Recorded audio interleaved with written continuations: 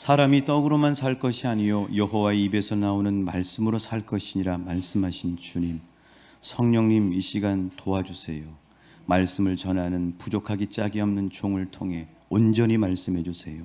성령님 도와주세요.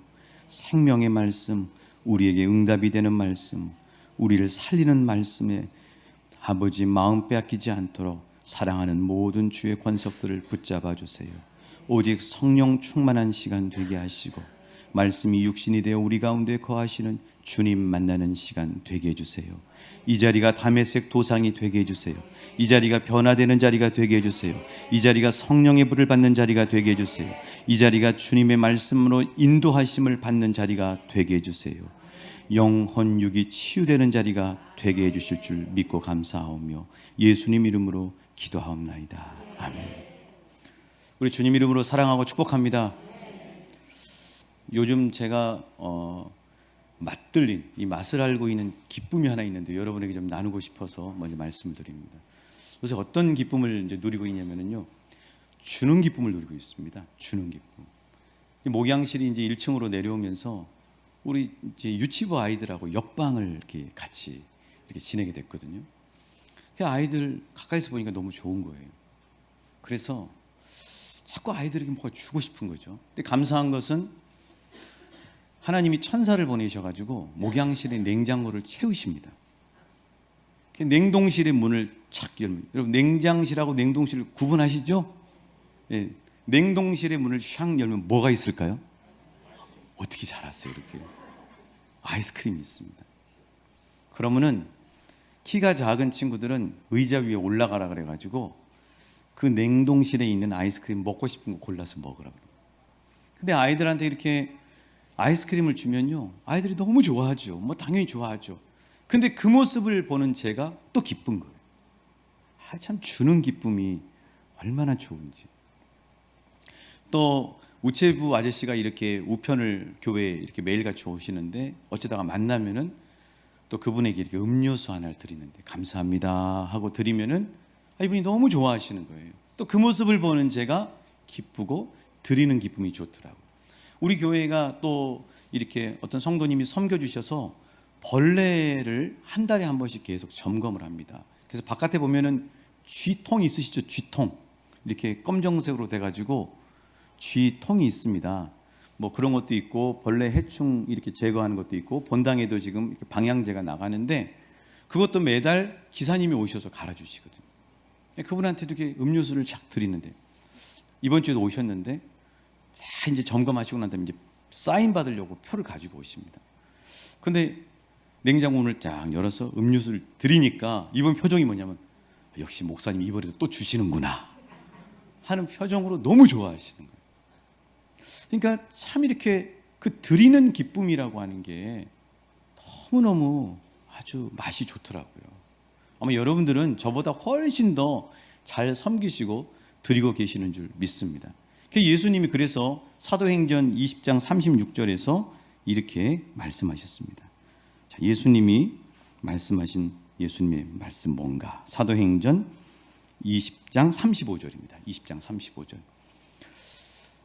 자, 20장 찾으셨죠? 우리 같이 읽어보십니다. 시작. 범사에 여러분에게 모본을 보여준 바와 같이 수고하여 약한 사람들을 돕고 또 주 예수께서 친히 말씀하신 바 주는 것이 받는 것보다 복이 있다 하심을 기억하여야 할지. 한번 따라해 주시겠어요? 주는 것이 받는 것보다 복이 있도다. 여러분, 주는 기쁨을 우리 예수님이 이미 아시고 말씀해 주셨다고 하는 사실이에요. 자, 오늘 우리가 계속해서 매주마다 배우길 원하는 초대교회의 모습이 뭐냐면 초대교회는 주는 기쁨이 넘치는 공동체였다고 하는 사실이에요. 그래서 오늘 본문에 보면 어디서 주기를 원하는지 나와 있는데 어디서요? 집에서 무엇을 모여서 떡을 떼기를 기뻐하는 공동체였다고 하는 사실이죠. 그래서 초대교회는 뭘 주기를 원하냐면 떡을 떼서 주는 기쁨을 누리는 공동체였습니다. 한번 따라해 주시겠습니까? 초대교회는 떡을 떼서 주는 기쁨을 누리는 공동체였다. 그렇습니다. 자, 그런데 여러분, 이 초대교회가 이 집에 모여서 떡을 떼는 것은 누구한테 배웠을까요? 이걸 요즘 멋있는 말로 벤치마킹이라고 그러죠. 벤치마킹. 이 초대교회 성도들은 누구한테 이 벤치마킹을 했을까요? 그렇죠. 초대교회 지도자들이 누구예요? 예수님의 제자들이죠. 그렇죠. 초대교회 지도자들이 예수님의 제자들이었거든요. 이 제자들이 몇 년 동안 예수님 모시고 다녔어요? 3년 동안. 그렇죠. 성경은 무조건 모르시면 40, 또 3 이렇게 하시면 됩니다. 예수님을 몇 년 동안 모시고 다녔다고요? 3년 동안 모시고 다녔어요. 그래서 제가 이 제자들이 예수님을 모시고 다니면서 예수님하고 식사를 얼마나 많이 했겠습니까? 제가 계산을 해봤어요. 참 할 일 없으니까 별짓 다 하죠. 3285회 식사를 했더라고요. 하루 33끼로 계산하면 3년 동안 예수님 모시고 다니면서 예수님하고 식사를 무려 3285회를 했어요. 우리도 예수님하고 하루 한 끼만 식사해도 좋을 텐데. 그 워런 버핏이라고 하는 세계적인 이 투자자는요, 그 사람하고 한 끼를 먹으려면요 몇십억을 내야 됩니다. 뭐 그래요. 그렇게 해서 그 사람이 그걸 모아서 자선을 하잖아요. 자, 그런데 제자들은 예수님하고 3년 동안 수없이 식사를 했다.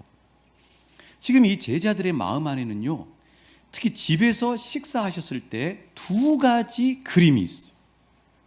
예수님과 함께 식사하시면서 그들 마음속에 역력하게 새겨져 있는 두 가지 그림이 있다고요. 첫 번째는 뭐냐면 예수님과 제자들인 자기들이 식사했을 때 그림이 하나 있고요. 또 하나는 예수님이 제자들과 함께 거기다 또 하나는 이웃을 초대해가지고 어려운 연약한 이웃을 초대해서 함께 식사했던 그림, 이 두 가지가 있다고. 자, 그렇다면 이 초대교회가 배워서 떡을 뗐던, 집에 모여서 떡을 뗐던 이 그림, 예수님께 배웠던 그 그림, 그 첫 번째 그림. 자, 예수님과 제자들의 같이 집에서 떡을 뗐던 그림을 한번 먼저 보도록 하겠습니다. 이 대표적인 사건이 뭐예요? 최후의 만찬이죠. 그렇죠? 최후의 만찬. 자, 이 최후의 만찬 그림인데요. 아무튼 예수님이 수없이 제자들하고 식사하는 시간을 많이 가지셨을 때인데, 자, 여러분, 예수님이 제자들과 식사하실 때 분위기가 어땠을 것 같아요? 주님께서 잡히시던 날 저녁이었습니다. 주님은 사랑하는 제자들을 불러놓고 이렇게 말씀하셨습니다. 떡을 들어 축사하시면서 제자들에게 말씀하셨습니다. 받으라, 먹으라. 이것은 너희를 위한 나의 몸이다. 여러분, 이렇게 근엄하고 무겁고 그리고 엄숙하고 뭐 그런 분위기였을까요? 아마 예수님과 제자들이 함께 집에서 떡을 뗐을 때 분위기는요, 정말 함께 웃고 편안하게 얘기하고 흉도 보기도 하고 또 어려운 일들도 같이 나누는 그런 친근하고 자유스럽고 사랑이 넘치고 편안한 그런 공감의 분위기였을 거라고요. 여러분, 얼마나 예수님이 어렵지 않으면 그렇게 예수님을 모시고 다니는 제자들이 예수님 앞에서 싸운 거 기억나십니까? 누가 높은 자리에 있는지 싸운 거 기억나세요? 내가 더 높은 서열이라고 얘기하면서 제자들이 싸웠던 기억. 그러니까 예수님이 그렇게 막 어렵게 제자들에게 하신 분이 아니시거든요. 편안하게 정말 친근한 분위기 속에서 예수님이 제자들하고 식사를 하셨을 거라고요. 아마 헤롯 왕을 여우라고 이야기하면서, 헤롯 왕의 별명이 여우라고 그때 얘기했거든요. 여우라고 얘기하면서 예수님 막 같이 제자들하고 흉보고 웃기도 하셨을 거라고. 또 예수님은 종교 지도자들과 논쟁하실 때 가이사의 것은 가이사에게, 하나님의 것은 하나님에게 했을 때 종교 지도자들이 예수님을 함정에 빠뜨리려고 했다가 펑 하니 한 방 맞았을 때 그때 그 통쾌함을 제자들과 함께 그 느낌들을 나누시면서 통쾌해 하셨을 거라고. 또 예수님은 무리를 걷던 베드로가 걷다가 어떻게 됐어요? 빠졌죠. 빠져가지고 허우적대는 이 베드로의 모습을 보고 막 흉봤을 거라고. 이거 봐라, 이거 봐. 그때 나를 봤었어야지. 네가 거기 바다를 보니까 빠졌지 하고 예수님 얘기하셨을 거예요. 같이 막 제자들이 웃었을 거예요. 그런 얘기들도 하면서. 또 이제 이런 뭐 얘기도 하셨지만 또 하나는 예수님이 또 속마음도 털어놓으셨을 거예요. 그게 이제 고난에 대한 예수님의 그 얘기신데요. 내가 붙잡혀서 3일 동안 고난을 당하고 십자가에 못 박혀 죽으리라 하고 3번이나 예수님이 말씀하시거든요. 이런 고민들도 예수님이 말씀하셨을 거예요. 아마 그 고민을 듣던 제자들 가운데 베드로는요, 자신의 고민도 얘기했을 거예요. 주님, 제가 주님을 3년 동안 열심히 따라다니는 건 좋긴 한데 지금 우리 장모님이 이 이유를 알 수 없는 열병에 걸려서 아주 위독하신 상황 가운데 있습니다 하고 얘기했을 거라고. 속마음도 털어놨을 거라고. 예수님은 그렇게 같이 식사하면서 떡을 떼면서 또 친근하게 이야기를 나누시고 난 다음에 같이 기도하고 또 가서 베드로 이 장모님의 병을 치유해 주는 그런 일들이 있었던 것이죠. 자, 제자들은 예수님과 함께 집에서 마음의 떡을 나누는 기쁨을 가슴 깊이 간직하고 있었어요. 그래서 제자들은 예수님이 승천하시고 난 다음에 성령의 역사로 초대교회가 세워졌을 때 그 초대교회 성도님들의 가정에 예수님과 함께 있으면서 집에서 떡을 뗐던, 마음의 떡을 뗐던 그 기쁨을 그대로 전수해 줬을 거예요. 초대교회 성도들의 가정에는 마음의 떡을 떼는 기쁨을 알고 누리는 가정들이었을 거예요. 얼마 전에 유명을 달리하신 고 박원순 시장, 이분에 대한 이야기를 좀 하겠습니다. 이분의 아드님이 가장 이 장례 기간 동안에 애석해하면서 마음 아파한 것에 대한 얘기를 제가 들었습니다. 이 박원순 시장이 2016년도에 한 신문 기자와 인터뷰에서 이렇게 말했습니다. 현재 해외 체류 중인 아들과 며느리가 독실한 크리스찬입니다. 교회야 저도 나갈 수 있다고 생각합니다. 그렇지만 진정한 부활을 믿고 기독교 신앙을 갖게 되는 것은 실존적 과정이 있어야 한다고 봅니다. 저는 아직 그 단계에는 이르지 못했고요. 아들은 그간 병역 문제 때문에, 더 정확하게 말한다면 아버지인 저 때문에 정말 터무니없는 공격을 많이 받았습니다. 온라인상에 자기 이름이 오르내리고 자신의 엑스레이 사진이 공개되는 등 정말 잔인할 정도의 공격이 이어졌습니다. 그때 아들은 너무나 견디기 힘든 상황을 신앙의 힘으로 이겨냈습니다. 옆에서 그 모습을 지켜보면서 이 아버지가 해결해 주지 못하는 고난을 신앙이, 기독교가 들어주고 보듬어주고 있는 게 아닌가 하는 생각을 했습니다. 제 아들을 곁에서 지켜보면서 신앙의 힘이 정말 크다는 사실을 실감했습니다. 어느 날 아침 아들은 제게 이런 시 한 편을 보내왔습니다. 여호와는 나의 빛이요 나의 구원이시니 내가 누구를 두려워하리요. 여호와는 내 생명의 능력이시니 내가 누구를 무서워하리요. 그 시편 구절은 제게도 힘이 됐지요. 지금도 참 멋진 기억으로 남아 있습니다. 이 박 시장의 아드님이 가장 마음 아파하는 게 뭐냐면 자기와 자기 아내가 알고 있는, 자기와 자기 아내가 초대교회에서 배운, 자기와 자기 아내가 순간순간 인생을 살면서 기쁠 때도 있지만 굴곡의 터널을 지날 때에도 그 아픈 마음을 함께 마음의 떡을 떼내면서 기도할 수 있다고 하는 사실. 아버지 장례 기간에 이 아들이 가장 애통해하면서 다시 되돌릴 수 없는 가장 아쉬움이 뭐냐면은 그 힘들어했을 아버지가 잘못했든 잘했든 상관없이 아들의 입장에서 그 아버지와 마음의 떡을 나누는 시간이 있었다면 그래도 우리 아버지를 조금이라도 더 오래 같이 보내고 지낼 수 있지 않았을까 하는 마음이 있다고 하는 사실이죠. 사실 여러분, 우리가 함께 가족을 이루고 살고 있지만은 우리 가족의 남편의, 아내, 자녀의 마음을 잘 모릅니다. 저는 정말 모르더라고요. 같이 집에 이렇게 살답고 사는 아내를 잘 아는 것 같지만 정말 모르더라고요. 이번에도 제가 너무 미안한 그런 게 있더라고요. 그래서 사실 우리가 함께 이 광야와 같은 세상을 살아가는 힘과 기쁨과 행복은 어디 있냐면요, 멀리 있지 않습니다. 우리 가정 안에서 예수님 중심으로 모여 이 예수님과 제자들이 했던 것처럼, 초대교회에서 했던 것처럼 마음의 떡을 나눌 때 우리는 그곳에서 행복의 파랑새를 볼 수 있을 것입니다. 그래서 저희 가정도 마음의 떡을 나누는 시간을 최근에 가져봤어요. 그래서 앞으로 그렇게 한번 해볼까 생각해요. 매주 목요일을 정해서, 뭐 가정마다 다르겠죠. 목요일을 정해서 고민데이. 고민이라는 말 플러스 영어로 날이라고 하는 말 데이. 고민데이. 나 고민데이. 뭐 좀 비슷하지 않아요? 그래서 이 가족들이 그 날을 정해가지고 그 날에 그 시간에는 한 사람씩 정해가지고 이번엔 저희 막내를 정했어요. 그 막내한테 네 고민을 다 얘기해보라고 그랬어요. 그래서 세 식구가 막내만 집중해서 하는 거예요. 막내가 하는 얘기 다 들어주는 거예요. 근데 여러분 그렇게 하고 난 다음에 같이 네 식구가 손을 잡고 기도를 하고 난 다음에 잠자리에 딱 들었는데요. 너무 행복하더라고요. 너무 행복한 거예요. 행복은 다른 데 있는 게 아니더라고요.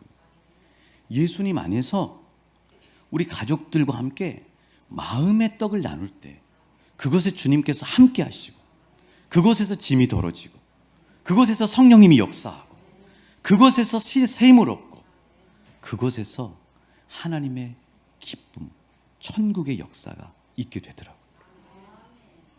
여러분 가정에서도 고민데이를 만드셔서 한번 실천해 보시기 바랍니다. 여러분 우리가 들으면요 생각보다 우리 가족들의 마음과 상황을 너무나 모른다고 하는 사실을 알게 되실 거예요. 목사님 나는 뭐 우리 남편하고 둘이 있는데 해요? 하셔야죠. 어떻게 하냐고요. 여보 요새 힘든 일 없어? 하고 물어보는 거죠. 그러면 오랫동안 그 분위기가 안 됐기 때문에 얘기를 안 할 수도 있어요. 그러면 어떻게 하느냐. 내가 먼저 고민을 털어놓으시면 돼요. 그냥 쓰잘데없는 고민 얘기하시지 마시고 진짜 내 마음 깊숙한 곳에 있는 고민 그걸 한번 진솔하게 남편에게 털어보세요.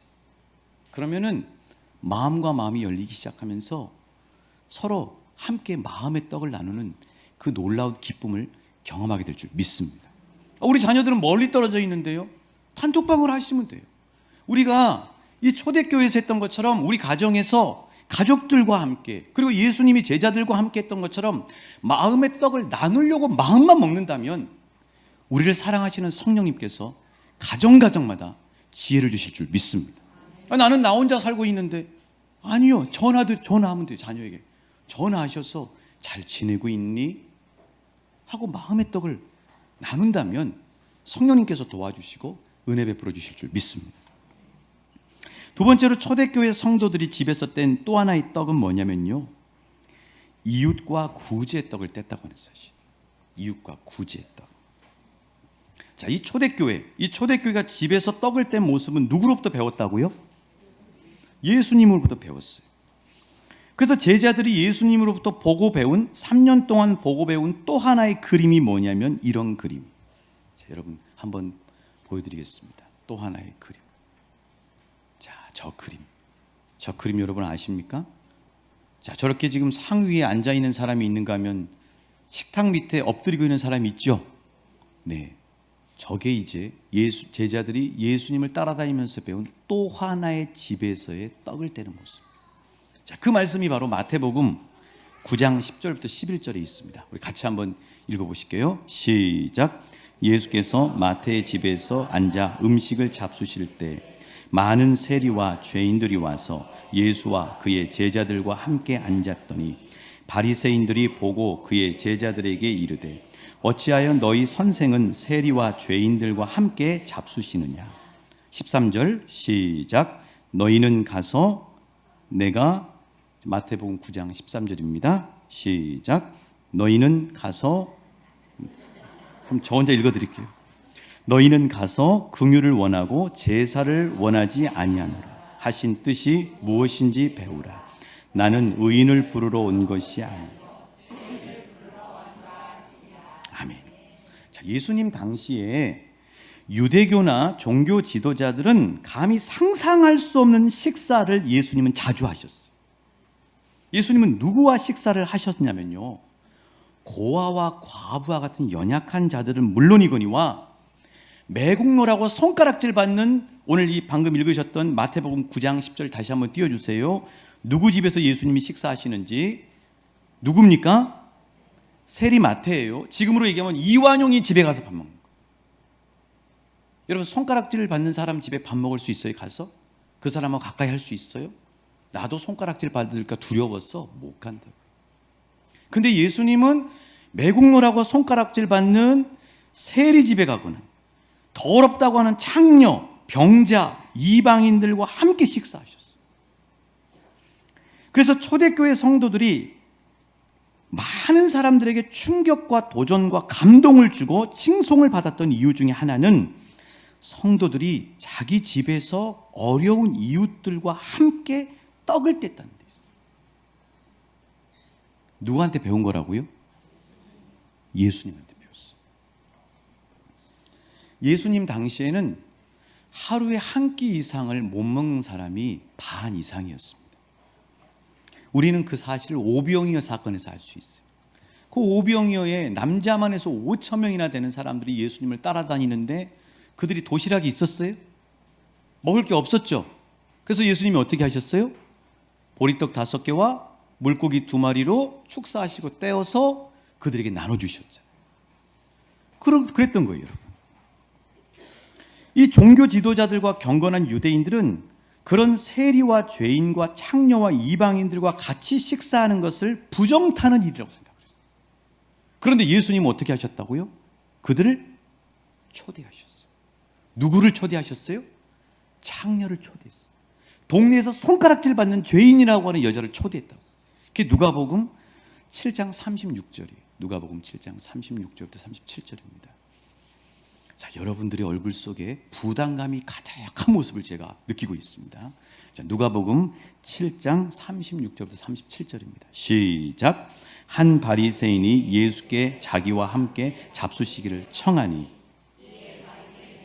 들어가 앉았을 때 그 동네에 죄를 지은 한 여자가 있어 예수께서 바리새인의 집에 앉아 계심을 알고 향유 담은 옥합을 가지고.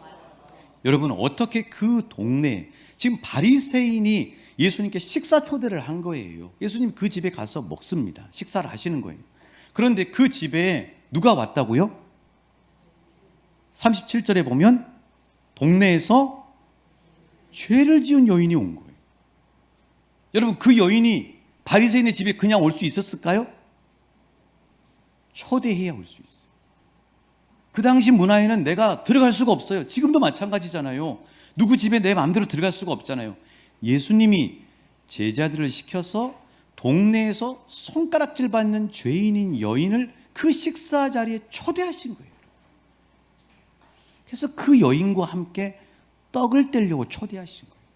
근데 그 여인이 너무 감동한 나머지 세상에 저 거룩하신 예수라고 하는 선생이 나같이 손가락질 받는 벌레만 또 못한 여자를 불러주심에 감사해서 집을 뒤져보니까 집에서 가장 귀한 게 뭐냐면 300데나리온 같이 값이 되는 향유 옥합을 가지고 들고 온 거예요. 그래서 예수님께 그거를 부은 거죠. 예수님이 제자들에게 가르쳐 주시고 예수님이 배설하셨던 집에서 떡을 떼는 두 번째 식탁의 교제는 뭐냐면 어려운 사람들과 구제의 떡을 뗐다고 하는 사실이에요. 자, 그렇다면 자, 우리 보고 이렇게 그러면 이렇게 실천을 해야 되지 않겠습니까? 자, 그러면은 아니 나는 요새 바쁘기도 하고 코로나19로 지금 상황이 이런데 우리 집에 어떻게 초대할 수 있냐고. 그 방도 치워야 되고 나는 또 여자 혼자인데 어떻게 오라고 초대할 수 있냐고요. 자, 여러분에게 구제의 떡을 뗄 수 있는 방법을 제가 알려드릴게요. 하나님이 저희 가정을 아내와 만나서 가정을 이루게 하시고 난 다음에 주신 큰 은혜가 뭐냐면 가정예배예요. 가정예배. 우린 가정예배를 드리면서 아내와 제가 마음의 떡을 부족하지만 나눌 수 있는 시간을 가졌어요.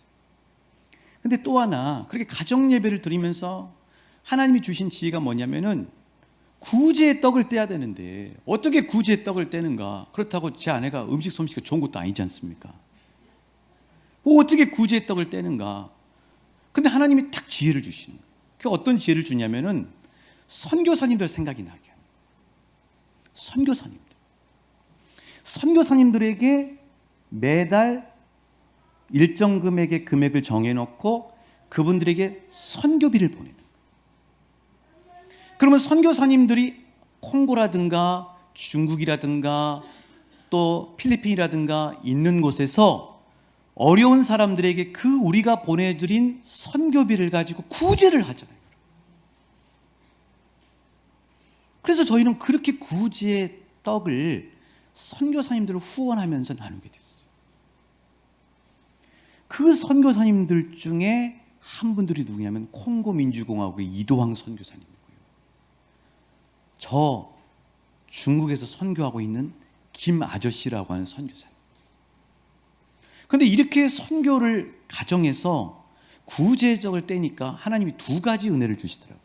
첫 번째는 뭐냐면은 하나님이 흘려보내도록 채워주시는 거예요. 놀라운 사실이에요.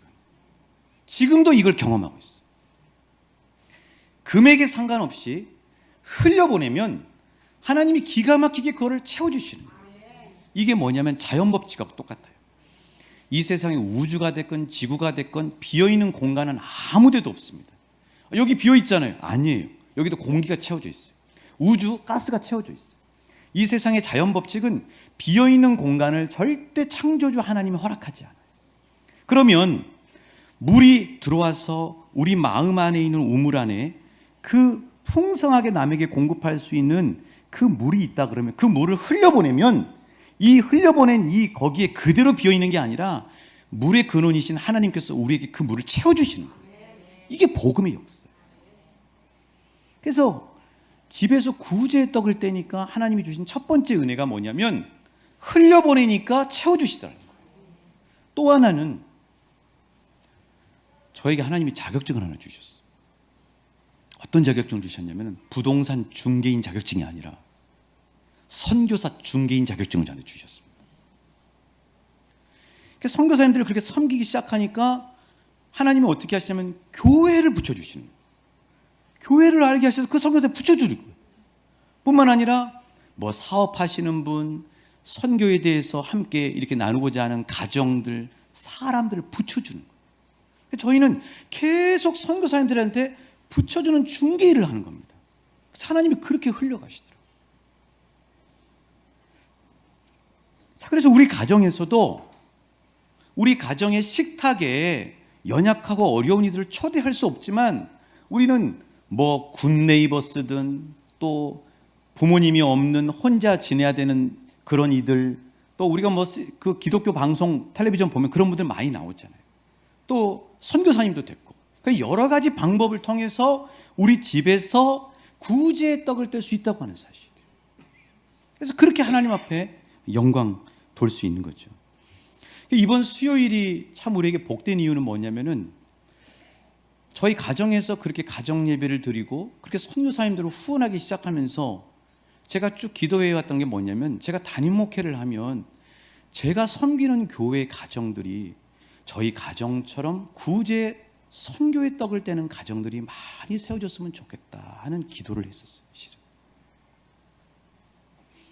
그런데 우리 교회도 작년도부터 해가지고 교회 차원에서 선교사님을 후원하는 것 말고 가정에서 선교사님들에게 선교의 구제의 떡을 떼는 가정들이 생기기 시작했어요. 저는 이건 너무 하나님 앞에서 큰 의미가 있다고 생각해요. 그리고 그렇게 해서 후원되고 선교사역을 감당하는 선교사님이 중에 한 분이 이번 수요일에 오시는 거예요.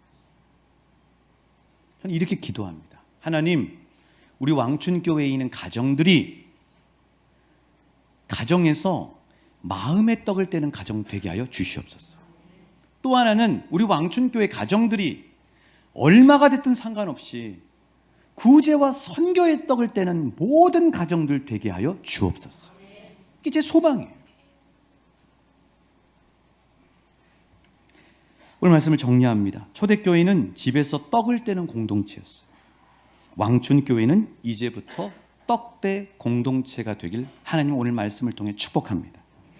먼저는 예수님 중심으로 가족과 교우 간의 마음의 떡을 떼는 떡대 공동체가 되시길 축복합니다. 두 번째는 예수님처럼 어려운 이웃과 선교와 구제의 떡을 떼는 떡대 공동체가 되시길 축복합니다. 우리 교회에는 이미 우리가 흘려보내는 너무나 아름다운 습관이 있어요. 뭐냐고요? 돌아오는 한 주간 하는 플로잉 사역입니다. 우리는 조만간에 새벽방 사역, 마을잔치와 이웃사랑 김장으로 떡을 떼야 합니다. 코로나를 뚫고 나아갈 때 하나님이 영광 받으시고 우리에게는 떡 떼는 기쁨, 준 기쁨이 충만하게 될 것입니다. 우리 함께 찬양하시면서 주님 나를 복의 통로로 사용하여 주시고 주님의 떡을 떼게 하여 주옵소서. 우리 함께 기도하시겠습니다.